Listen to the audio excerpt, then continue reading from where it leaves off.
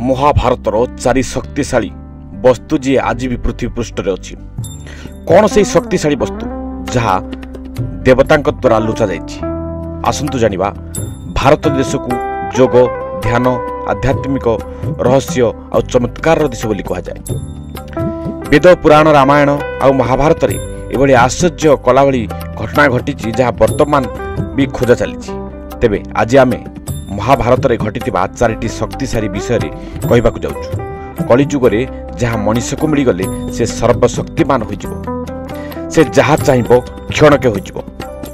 एथिरे प्रथमे जहाँ ना आसे से होचंती कर्ण आ कर्णंकर कुंडल आ कवच। कह जाए कवच आ कुंडल को देवराज इंद्र स्वर्ग को लेकिन जाउथले, हेले स्वर्ग रे पहुंचबा पूर्व किछि बाटरे देवराज इंद्रंकर रथ रहीगला आ आगो को गला नहीं। आउ सही समय आकाश पानी हला आउ कहगला हे इंद्र तुमे छल करी से कवच आ कुंडल को आनिछ। तेबे जे पर्यंत से दिव्य कुंडल आ कवच को मर्त्य न छाड़ी आसीच से पर्यंत स्वर्ग को प्रवेश करि पारिबो नाही, काहेकि स्वर्ग को किछि ठकामी जिनिस प्रवेश करा जाय नाही। यह सुनिबा परे देवराज इंद्र से कवच आ कुंडल को समुद्र कूल रे कोनोसी स्थान रे लुचाकी पड़ाइले। कई कई कहती ओम पर्वत उपरे लुचा जाइछि आउ एहाकू चंद्रदेव देखि से कवच आ कुंडल को चोरी कर नेले। आउ सेठारु चंद्रदेव गला बेले समुद्रदेव तांको अटकाइथिले। आउ सेबठारु सूर्यदेव और चंद्रदेव से दिव्य कवच को सुरक्षा देउछथि। कह जाए से दिव्य कवच आ कुंडल को कोणार्क मंदिर रे लुचा जाइछि। हां क्या एक कथा आश्चर्य लागले भी संपूर्ण सत्य।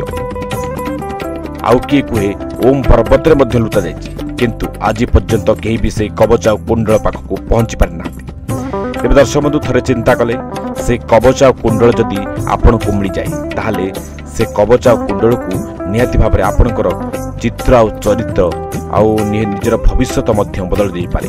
किंतु जदि कौनसी खल प्रवृत्तिर लोकों हाबुड़े से कवच आ कुंडल पड़ जाए ताहले बहुत खराब हम, जहाँ समाज पाई क्षति हो पारे। आहरी कह जाए कलिजुगर अंतरे कलिकी अवतार रे से कवच आ कुंडल धारण करेंगे कलिकी। जदि ये वीडियो को देख सारिबा परे मन में किसी प्रश्न आसे ताहले कमेंट माध्यम रे पचारि परिबे। रहुछि, नमस्कार।